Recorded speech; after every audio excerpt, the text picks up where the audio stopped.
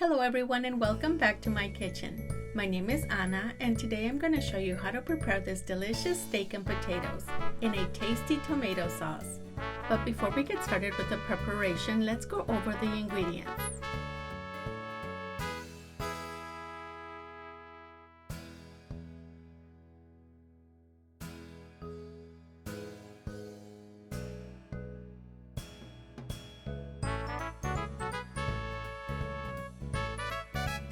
First, we're going to cut our choice of steak into 2 to 3 inch pieces. To prepare this recipe, I'm using boneless bottom round steak, but you can also use any other cut of meat that you prefer.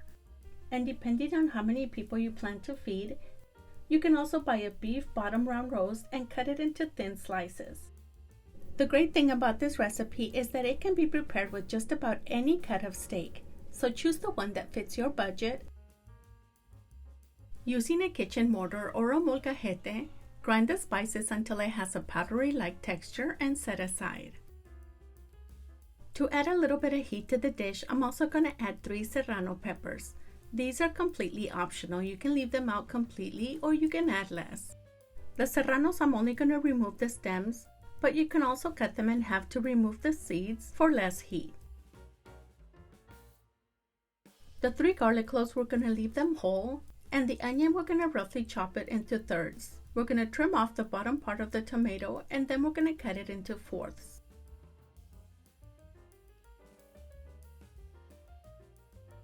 Transfer all these ingredients to the blender and blend with 2 cups of water.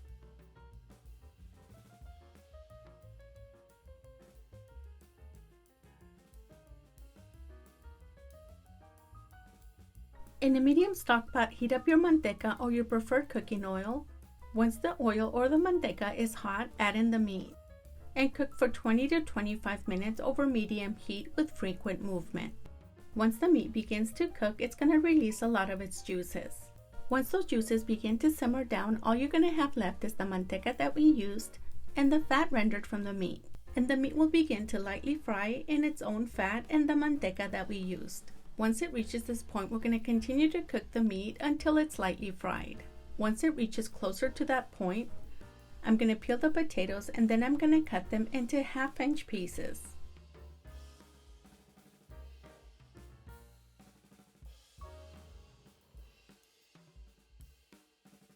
Once the meat is lightly fried and it has a light sear like this,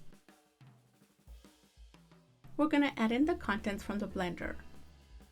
I also added an additional cup of water to the blender to get the remainder of the residue that was stuck inside of the blender. At this point, we're also going to add in the seasonings, chili powder, tomato bouillon, and the grinded spices. Mix in the seasonings and the spices and bring to a simmer over medium heat. Simmer over low-medium heat for about 10 to 15 minutes before adding in the potatoes. And simmer for an additional 10 to 12 minutes or until the potatoes are nice and tender. During those 10 to 12 minutes, taste it and add additional salt or tomato bouillon as needed.